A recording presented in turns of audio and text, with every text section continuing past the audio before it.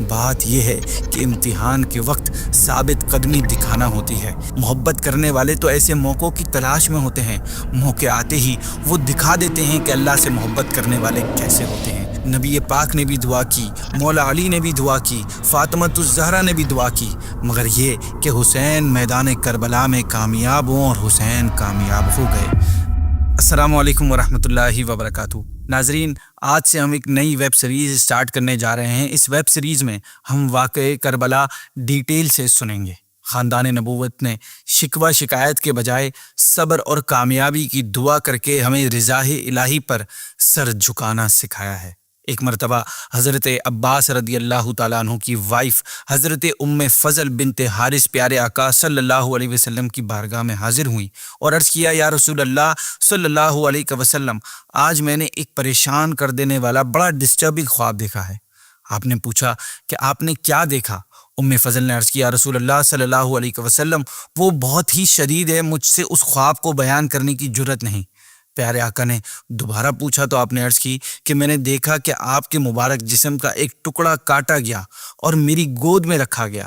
یہ خواب سن کر آپ صلی اللہ علیہ وسلم نے ارشاد فرمایا، تم نے بہت اچھا خواب دیکھا، انشاءاللہ فاطمہ کے یہاں بیٹا ہوگا اور وہ تمہاری گود میں دیا جائے گا، رضی اللہ تعالی عنہ۔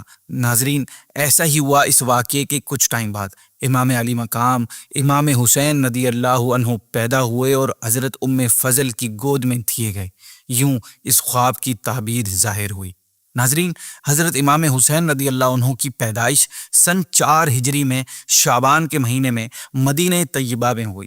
پیارے آقا صلی اللہ علیہ وسلم نے آپ کی کان میں اذان دی، منہ میں لعاب دہن ڈالا اور پھر 7ویں دن آپ کا نام حسین رکھا اور عقیقہ کیا۔ آپ صلی اللہ علیہ وسلم نے فرمایا کہ حضرت ہارون علیہ السلام نے اپنے بیٹوں کا نام شبر و شبیر رکھا اور میں نے اپنے بیٹوں کا نام انہی کے نام پر حسن اور حسین رکھا۔ سریانی زبان یعنی سیریک لینگویج میں شبر و شبیر اور عربی زبان میں حسن اور حسین دونوں کا مطلب ایک ہی ہے۔ آقا صلی اللہ علیہ وسلم نے یہ بھی فرمایا کہ حسن اور حسین جنتی ناموں میں سے 2 نام ہیں۔ عرب کے زمانہ جاہلیت میں یہ دونوں نام نہیں تھے۔ ناظرین، حضرت امام حسین رضی اللہ عنہ کے فضائل بہت ساری حدیثوں میں بیان کیے گئے ہیں۔ نبی کریم نے فرمایا، حسین مجھ سے ہے اور میں حسین سے ہوں۔ ایک دفعہ نبی پاک صلی اللہ علیہ وسلم مسجد میں تشریف لائے اور فرمایا کہ چھوٹا بچہ کہاں ہے؟ امام حسین دوڑتے ہوئے آئے اور حضور کی گود میں آ کر بیٹھ گئے اور اپنی انگلیاں آپ کی داڑھی مبارک میں داخل کر دی۔ پیارے آقا نے ان کا بوسہ لیا اور پھر فرمایا، اے اللہ، میں حسین سے محبت کرتا ہوں، تو بھی ان سے محبت فرما اور اس سے محبت فرما جو اس سے محبت رکھے۔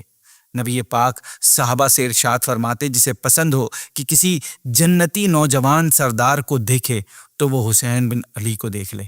پیارے آقا حسنین کریمین کو پھول کی طرح سونگھتے اور سینہ مبارک سے لپٹا لیتے۔ یہ نبی پاک، مولا علی اور سیدہ فاطمۃ الزہرا کی تربیت ہی کا رزلٹ تھا کہ آپ رضی اللہ عنہ بہت زیادہ عبادت کیا کرتے تھے۔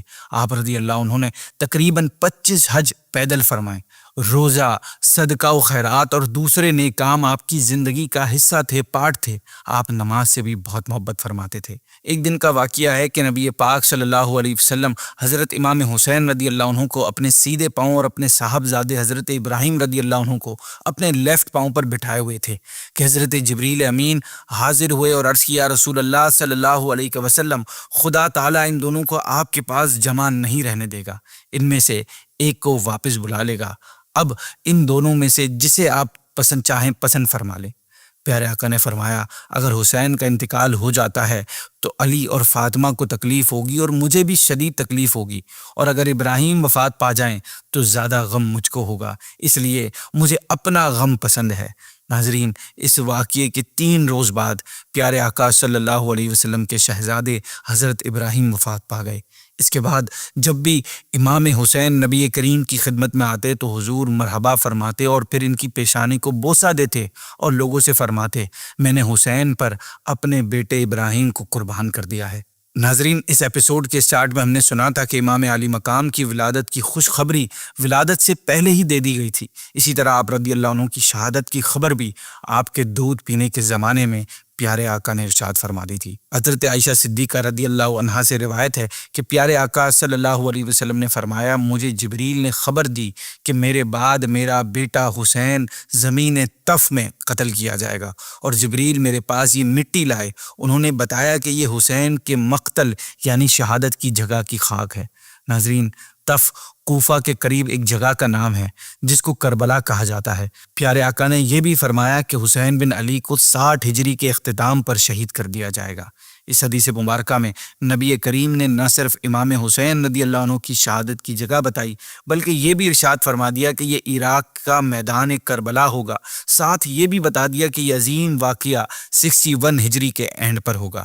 ناظرین، اسی طرح کبھی بارش کے فرشتوں کے ذریعے تو کبھی ام سلمہ رضی اللہ عنہا کو خاک کربلا دینے اور اس خاک کے خون ہو جانے کو شہادت امام حسین کے سائنس قرار دینے کا ذکر ملتا ہے، جس سے معلوم ہوتا ہے کہ نبی پاک کو اس شہادت کی بار بار اطلاع دی گئی اور آپ نے بھی بارہا اس کا ذکر بھی فرمایا، جس کی وجہ سے حضرت امام حسین رضی اللہ عنہ کی شہادت کی خبر بچپن ہی سے خوب مشہور ہو چکی تھی اور سب کو معلوم ہو گیا تھا کہ آپ رضی اللہ عنہ کربلا کے میدان میں شہید کیے جائیں گے۔ مولا علی تو ایون امام حسین کی شہادت کی جگہ بھی دیکھ کر آئے تھے۔ آپ رضی اللہ عنہ نے اسپیسیفکلی اس مقام پر پہنچ کر فرمایا تھا کہ نبی کریم نے فرمایا کہ جبریل علیہ السلام نے مجھے خبر دی کہ حسین فرات کے کنارے شہید کیے جائیں گے۔ پھر مولا علی امام حسین کی قبر کے مقام پر پہنچے اور فرمایا، یہاں ان شہداء کے اونٹ بندھیں گے، یہاں ان کے سیڈلز رکھے جائیں گے، یہاں ان کے خون بہیں گے۔ جوانان آل محمد صلی اللہ علیہ وسلم اس میدان میں شہید ہوں گے اور آسمان و زمین ان پر روئیں گے۔ ناظرین، یہاں غور کرنے والی بات یہ ہے کہ آپ صلی اللہ علیہ وسلم، حضرت علی المرتضیٰ رضی اللہ عنہ اور اہل بیت کے دوسرے لوگ سب جانتے تھے کہ پیارے آقا کے لاڈلے امام حسین کربلا میں ظلماً شہید کیے جائیں گے، لیکن پھر بھی دعا کوئی نہیں کر رہا کہ یہ واقعہ نہ ہو۔ خبر شہادت پا کر نبی پاک صلی اللہ علیہ وسلم کے آنسو تو جاری ہو جاتے ہیں، مگر آپ دعا کے لیے ہاتھ نہیں اٹھاتے، بارگاہ الہی میں اپنے لاڈلے کی امن و سلامتی اور اس واقعے سے محفوظ رہنے اور دشمنوں کو برباد ہونے کی دعا نہیں فرماتے۔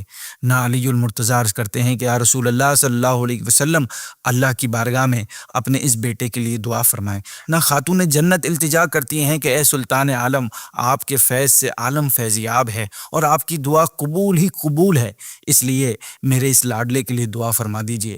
نہ اہل بیت، نہ ازواج مطہرات، نہ صحابہ کرام علیہم الرضوان سب خبر شہادت سنتے ہیں، خبر عام ہو جاتی ہے، مگر بارگاہ نبوت میں کسی طرف سے دعا کی ریکویسٹ پیش نہیں ہوتی۔